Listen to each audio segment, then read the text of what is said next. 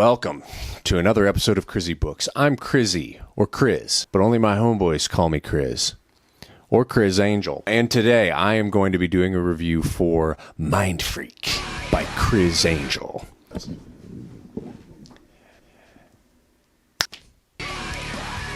I originally found this book at a thrift store where I find all of the best books that I've ever read. I really love crazy, weird celebrities, especially like reality TV celebrities.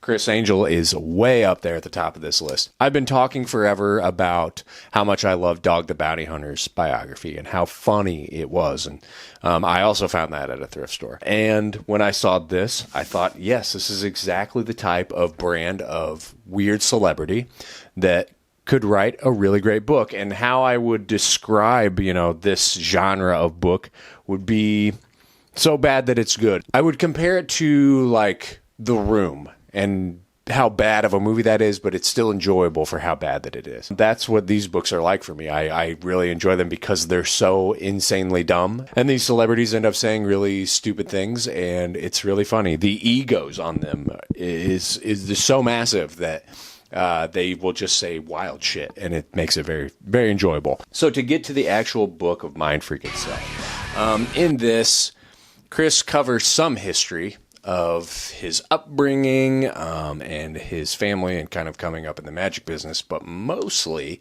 this is just about his wild and surreal mind and how hard he works and how successful he's been, which I think was a bit of a disappointment. But there's still some very unintentionally funny stuff happening throughout, and some actually genuinely interesting information about him. So let's get to it. So what did I like? What did I not like? What do I like about this? I don't know if it's so much a like, but I definitely enjoyed. Starting on page 1 and pretty much throughout this entire book, almost every page has some kind of background image behind the actual typed words. They're in black and white. It makes it really hard to see. Let me show you.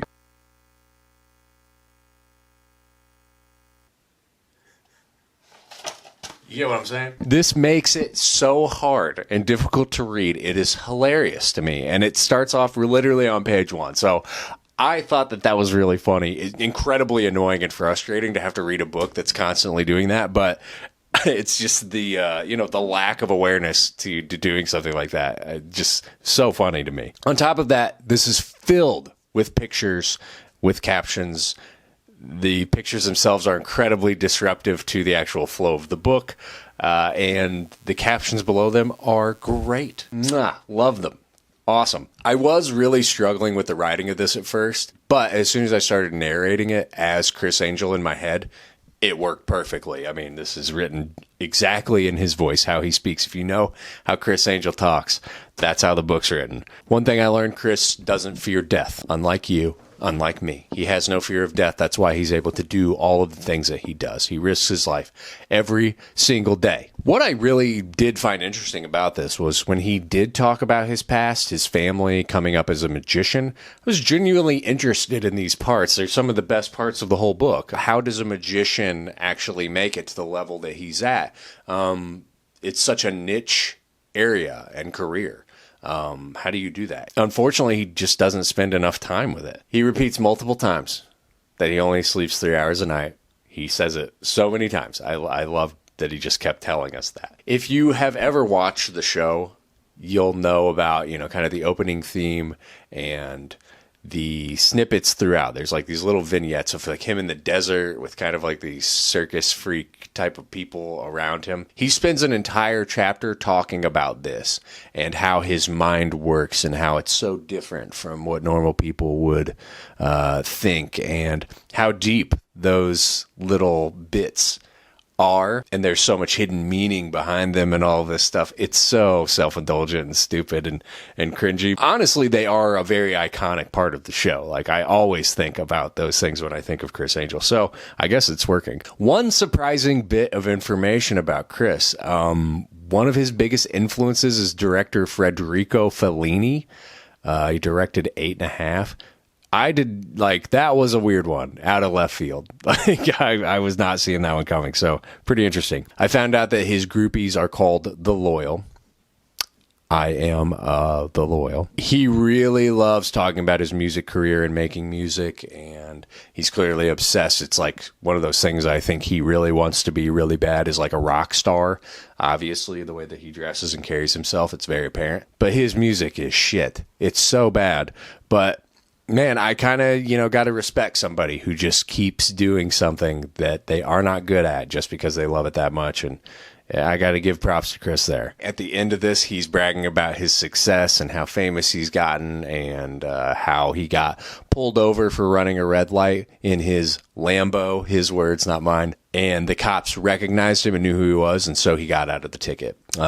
Pretty douchey thing to be bragging about, but also pretty fucking sick. The epilogue of this is literally just an ad for season 3 of his show, which I thought was very funny. So let's get into what did I not like. I think my biggest disappointment with this was that I was expecting more anecdotes and stories from his life and things that he's done, and giving kind of firsthand accounts on those things. And we just don't really get that. It's just mostly about how hard he works and how successful and how much risk he takes, how he risks his life all the time to do his demonstrations. Blah, blah, blah, blah, blah. He repeats himself over and over and over again. It's really just kind of a letdown. And to go back to that, he doesn't really even talk much about his process, or, he doesn't call them tricks. They're not magic tricks. They're demonstrations.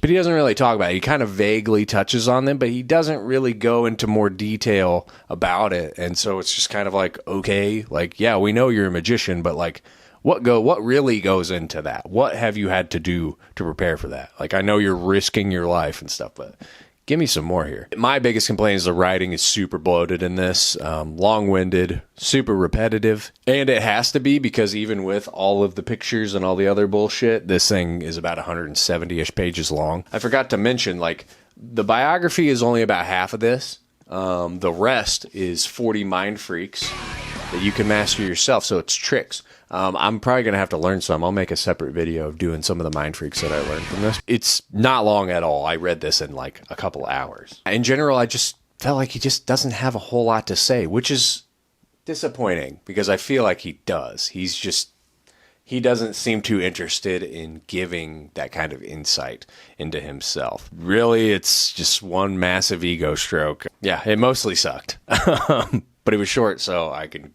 get over it. A couple of quotes. There's a lot of really great quotes in this, but two that really stuck out to me.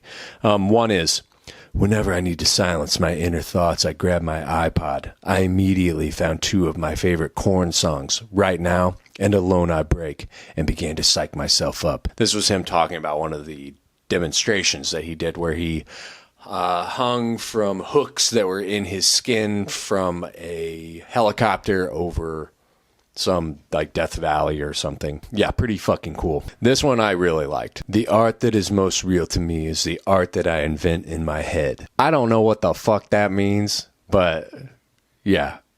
All other art is not real unless Criss thinks of it himself. He goes to a museum and he looks at it and it's like, it's not real art.